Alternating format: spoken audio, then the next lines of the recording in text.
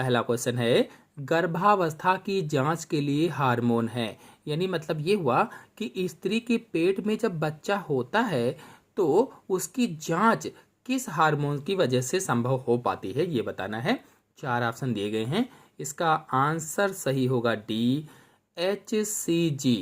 HCG hormones की वजह से जांच हो पाती है। बता दें कि गर्भावस्था की जांच के लिए हार्मोन HCG यानी human chorionic gonadotropic hormone, human chorionic gonadotropic hormone इसका नाम होता है। और इस हार्मोन का निर्माण कहाँ होता है अगर पूछा जाए तो इस हार्मोन का निर्माण अपरा अपरा यानी प्लेसेंटा में होता है। कहाँ होता है? अपरा या प्लेसेंटा में।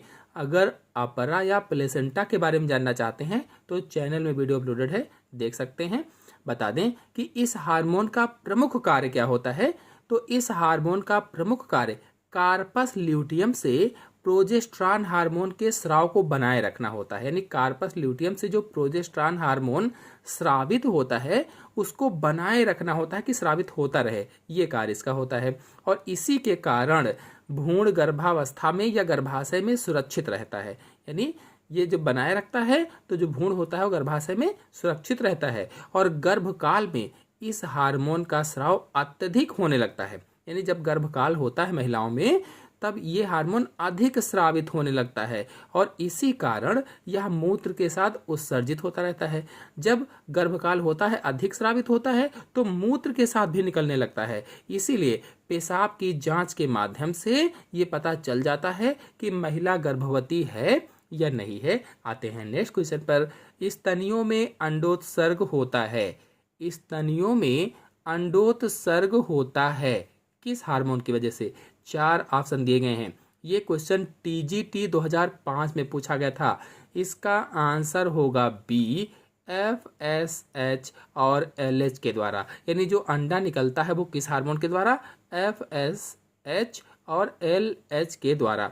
बता दें कि जो FSH है इसका पूरा नाम फॉलिकल स्टिमुलेटिंग हार्मोन है, फॉलिकल स्टिमुलेटिंग हार्मोन।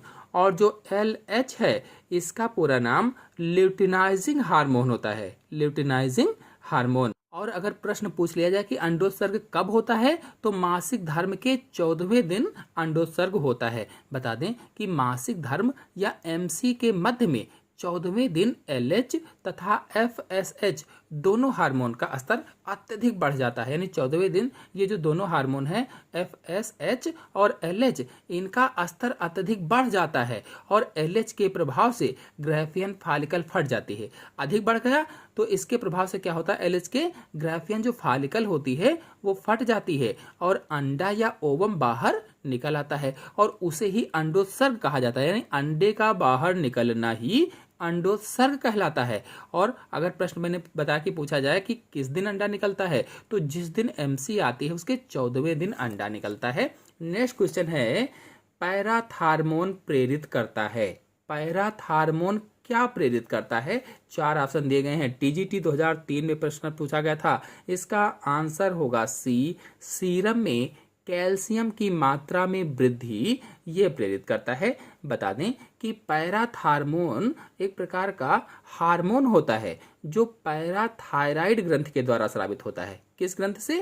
पैराथायराइड ग्रंथि से स्रावित होता है और यह हार्मोन रुधिर और ऊतकों के बीच में, रुधिर और टिश्यूज के बीच में कैल्शियम तथा फास्फेट का नियमन करता है। और आपको बताते चलें कि यह आंत में कैल्शियम के अवशोषण को तथा वृक्कों में यानी किडनी में इसके पुनर्अवशोषण को बढ़ाता है। यानी आंतों में कैल्शियम के अवशोषण को बढ़ाता है और जो वृक्क होते, जो किडनी होती है उसमें कैल्शियम के पुनर्अवशोषण को बढ़ाता है। और यह सीरम में कैल्शियम की मात्रा में वृद्धि को प्रेरित भी करता है। कौन सा हार्मोन?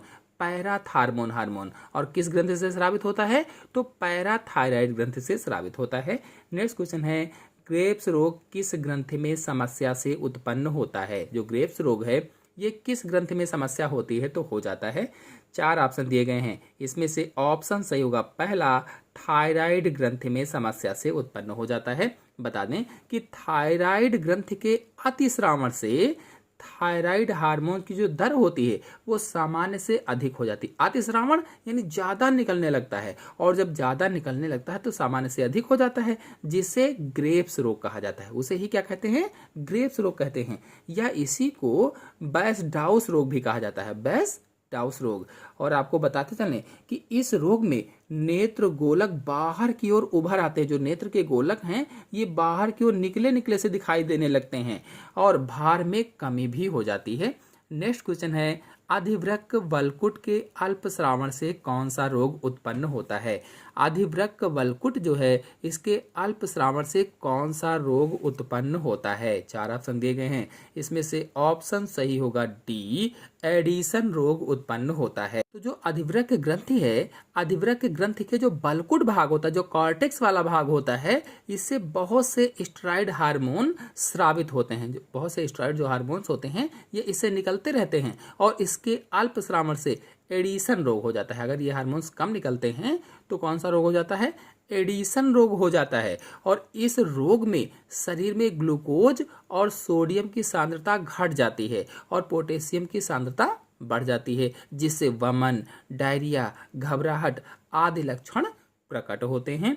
नेक्स्ट क्वेश्चन है, निम्नलिखित में से कौन सा हार्मोन एक प्रतिरोधी मंदक तथा प्रदाह निवारक का कार्य करता है?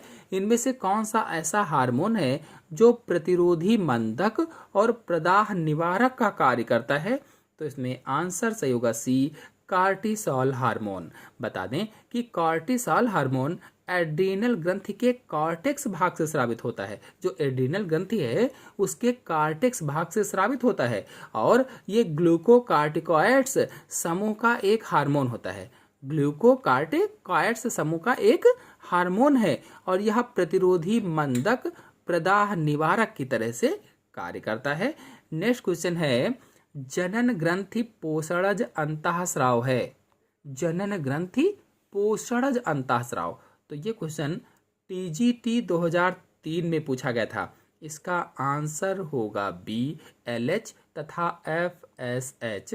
यह आंसर सही होगा। एलएच यानी ल्यूटिनाइजिंग हार्मोन और एफएसएच यानी फॉलिकल स्टिमुलेटिंग हार्मोन। ये जनन ग्रंथि पोषणज अंतःस्राव होते हैं या गोनेडोट्रोपिक हार्मोन हैं, और ये हार्मोन पिट्यूटरी ग्रंथि के अग्रभाग से स्रावित होते हैं। कहाँ से? जो हमारी पिट्यूटरी ग्रंथि होती है, जो मास्टर ग्रंथि होती है, या कह लीजिए कि पीयूष ग्रंथि होती है, उसके अग्रभाग से स्रावित होते हैं, और पुरुषों व स्त्रियों में शुक्राणु व अंड के निर्माण व विनाश को उत्प्रेरित करते हैं। यानी पुरुष में शुक्राणु के निर्माण को या विनाश को प्रेरित करते हैं, ऐसे ही स्त्रियों में अंड के निर्माण को या विनाश को उत्प्रेरित करते हैं। आते हैं नेक्स्ट क्वेश्चन पर। नेक्स्ट क्वेश्चन है, अनुबंधित प्रतिक्षेप का जनक किसे कहा जाता है? 4 ऑप्शन दिए गए हैं, इसमें पूछा गया है अनुबंधित प्रतिक्षेप का जनक किसे कहा जाता है? तो ये इसका आंसर सही होगा पहला, पावलोव को कहा जाता है। तो रूस के वैज्ञानिक थे ये पावलोव, रूस के, और इनका पूरा नाम इवान पावलोव था। इनको अनुबंधित प्रतिक्षेप का जनक कहा जाता है। क्यों? क्योंकि इन्होंने ही सबसे पहले अनुबंधित प्रतिक्षेप की पहचान की थी, और ये ऐसे प्रतिक्षेप क्रियाएं होती हैं जिनको जंतु अपने जीवन काल में अभ्यास या कह लीजिए कि प्रशिक्षण से अर्जित करते हैं, अपने अभ्यास से या प्रशिक्षण से अर्जित करते हैं। पावलोव ने क्या किया था? इन्होंने कुत्ते पर प्रयोग किया था, और कुत्ते के माध्यम से प्रयोग करके इसकी विस्तृत व्याख्या की थी। नेक्स्ट क्वेश्चन है, किसे प्रसव हार्मोन कहते हैं? ऐसा कौन सा हार्मोन है जिसे प्रसव हार्मोन कहा जाता है?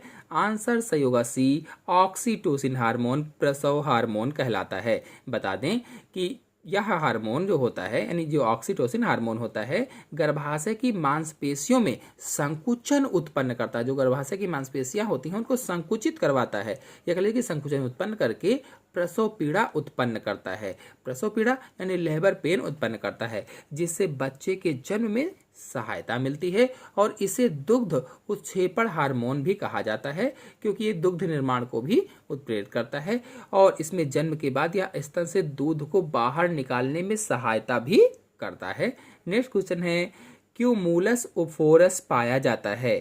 क्यूमुलस ओफोरस किसमें पाया जाता है? 4 ऑप्शन दिए गए हैं, इसमें से ऑप्शन सही होगा बी, अंडाशय में पाया जाता है। बता दें कि जो oocytes होता है, oocyte के चारों तरफ ग्रेनुलोसा कोशिकाओं के 3 स्तर बन जाते हैं। जो oocyte है उसके चारों तरफ ग्रेनुलोसा कोशिकाओं के 3 स्तर बनते हैं और इन्हीं को क्यूमुलस ओफोरस कहा जाता है। क्यूमुलस ओफोरस, और यह केवल मादा के अंडाशय में पाई जाती हैं।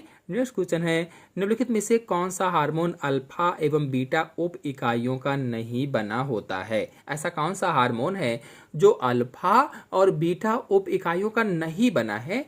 आंसर सही होगा D, prolactin hormone. Next question है, दूरस्थ कुंडलित नलिका या डीसीटी में एक्वापोरिन या कह लीजिए कि जलरंध्र बनना किसका कार्य है? 4 ऑप्शन दिए गए हैं, इसमें से ऑप्शन सही होगा डी, एंटी ड्यूरेटिक हार्मोन का कार्य होता है। जो एंटी ड्यूरेटिक हार्मोन है ये दूरस्थ नलिका कह लीजिए कि डिस्टल कन्वोल्यूटेड ट्यूब्यूल या डीसीटी में एक्वापोरिन बनाकर सोडियम तथा जल के अवशोषण को बढ़ाता है। आशा है आप सभी लोगों को सभी प्रश्न अच्छे से समझ में आ गए होंगे। तो आज के अंक में इतना ही। अगले अंक की जानकारी के लिए मेरे चैनल को सब्सक्राइब कर लीजिए और साथ में बेल आइकन को भी प्रेस कर लीजिए ताकि आने वाले अगले वीडियो की नोटिफिकेशन आपको सबसे पहले प्राप्त हो जाए।